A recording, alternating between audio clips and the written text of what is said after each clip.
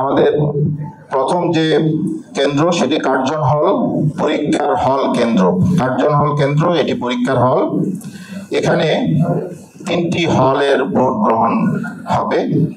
Doctor Mohammad Shahidullah হল, অমর 21 হল, ফজলুল হক মুসলিম হল।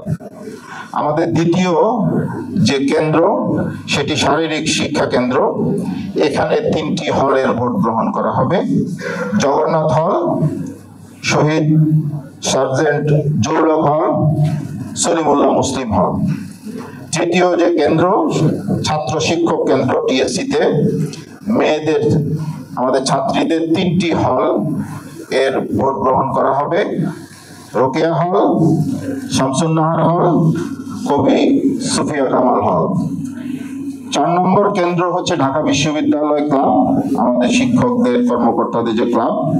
সেখানে ছাত্রীদের 2টি হলের ভোট গ্রহণ করা হবে। একটি হচ্ছে বাংলাদেশ কুয়েত মৈত্রী হল, অপরটি হচ্ছে শেখ ফজিলাতুন্নেসা মুজিব হল। 5 নম্বর কেন্দ্র হচ্ছে আমাদের এটি সিনেট ভবন। এখানে অ্যালামনাই ফ্লোর, আর এই সেমিনার কক্ষ এটি, এবং পাশে ডাইনিং। এখানে 3টি হলের ভোট গ্রহণ করা হবে।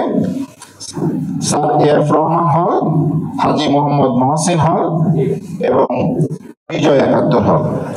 6 নম্বর কেন্দ্র সেটি আমরা নির্ধারণ করেছি উদয়ন স্কুল অ্যান্ড কলেজ।